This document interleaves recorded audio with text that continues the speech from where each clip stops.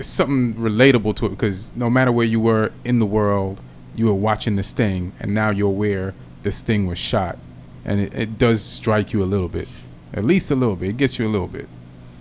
It's always fucked with me. I just don't let it take over. Right. I just make believe like it's not happening. Like being like at a table reading, there's other people in the room, and you just gotta act like, this ain't happening. Right. This motherfucker This is normal.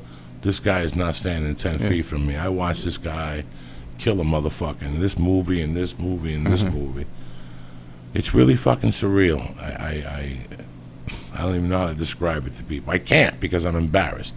I'd rather tell you a story about stabbing somebody than telling you a story that's easier. Being on a lot next to this guy and what I was going through.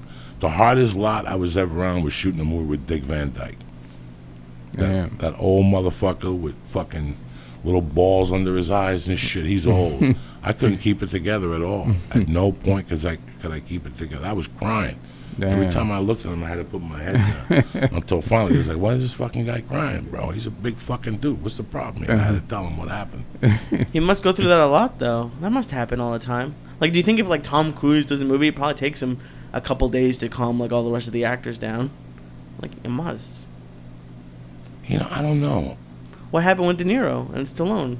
Just say hello. But, it wasn't... Maybe it was because they were already, like, into the movie, but, like, it must be crazy. Like getting to work with. You just say hello. You go like that with your hand, and someone will come over and give you their hand and say, "Nice to meet you." And you say, "Yeah," and then they ask you a question. You ask them a question. At the end of the night, you go home. I don't talk unless I'm spoken to. Right. That's what I was taught. I don't reach out. I love you. Yeah, I don't try to. Where'd you get that motivation from? I don't say dick. Right. How are you doing? Good? Yeah. You ready for this? Yeah, I am. I just try to have a good, normal time and not fuck it up. Right, yeah. That's it. That's all, That's all you're saying to yourself when you're just don't fuck it up. Not even, you just like, all right, just be normal, Ian. Hi, do my thing. And then if they want to talk some more, but, oh, okay. And then I'm out. There's some motherfuckers I don't want to see because I would have a nervous breakdown. There's certain motherfuckers. Damn. One of them would definitely be Muhammad Ali. Really? Like, remember we went to the store? I don't know. How long you been out here now? In Cali? I've been out here since like 2000, around 2000, yeah. Like 3 or 4 years before that, I was at the store. And do you remember at the store, Lila Lee used to hang out there? One of his daughters. Yeah, one of his daughters. Yeah, she comes around once in a while. Was a comic. Yeah. And I left one night, and 2 days later, they told me, dog, she came up here with Muhammad Ali. And I remember going like, wow, and then going, I don't really want to see Muhammad Ali. I would have a nervous breakdown. I would start crying. Yeah, how would you act around Muhammad Ali? I don't know how I would fucking act. I don't know how I would act. I know I'd lose. I'd have to hug him. I'd have to hug him after a few fucking minutes. Yeah, you got to hug the champ. You got to hug him. Yeah. I'd hug Pete Rose. Yeah. Red Band said he saw him at the Glendale Mall looking lonely as a motherfucker. Oh, I'd shake his hand. Yeah, I would go up like to that Pete. dude. Yeah, me too. I would go up to Pete baseball. That Skechers commercial made me laugh, where he wasn't allowed to be in the hall, like his wife yelled at him. I don't know. I hope he gets taken back. They're really campaigning for it now. Yeah. Something's going on. It's crazy how quick we get like used to things. Like I was thinking about it as I was leaving tonight. I was like, I'm headed to work, and a year and a half ago I would have been hating life and like worried until I was gonna get home. And now I'm going to have fun and get high with Joey and Ian. And that's your job. And it's my job. That's and dope. it's just so it's like, yeah, you guys have been on a ton of lots, and it's just, but it's to someone 20 years ago or to someone back in New Jersey or New York, they must just lose their mind. Dog, if you would have told me 25 years ago I was going to walk on the Paramount lot, I would have spit in your fucking Like, face. you have a favorite lot. Can you think about, like, that's crazy. Oh, they got good food? I could mingle on that lot? Oh, shit. One time, Patrice. Yeah, please. One time, Patrice, this is a few years, this is before he died, maybe like 3 years before he died. We were driving around Hollywood. He was in town, we had some meetings, and then we was driving around Hollywood. We were going to go get something to eat.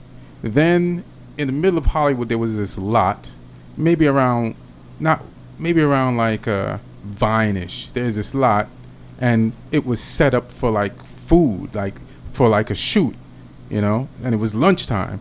And then we just like, I dare you that we should go over there and go get something to eat. And he's like, bet, let's do it. And then we pulled on with the car, said some bullshit to the security guy. We drove on, and then we got online at the catering shit, and then we got some food, and we sat down with the extras and started eating. And then I think it was like one of those TNT shows like Law and Order, and he knew one of the main actors from the show, so then we moved from the extras to sit over there and eat with them. And we could have paid for lunch somewhere, but it was just more fun to just fuck around and do this thing. And we had lunch, and then we bounced. I've never had the and balls we got some numbers from some of the extra chicks, because they use hot extras. Free lunch, numbers, because everybody thinks y'all doing the same shit, and then they noticed that people were paying like Patrice more attention. Yeah. And then we had more freedom than them, because this didn't mean nothing to us. If we got kicked out, it was just gonna add to the story. So we were just looser, and they were just on their best behavior. Like, who's these loose dudes? I would never have the balls to do that.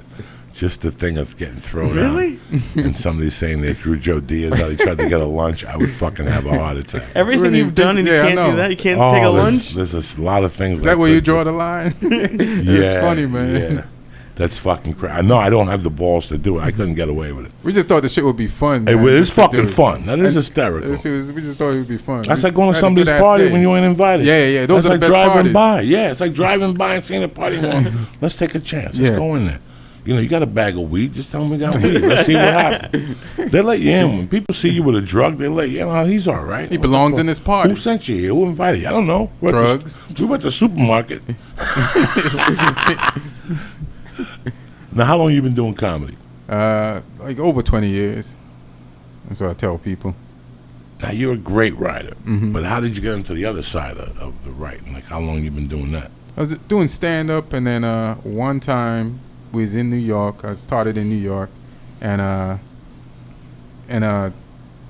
this guy, Rick Dorfman, he used to be a manager under Barry Katz, had his own company. He was running Gotham at the time, and he said, hey, they're auditioning for writers for Keenan Ivory Wayans' talk show. And he was like, do you want to come down and do a set for this lady? And she'll determine if you're good enough to be a writer on the show.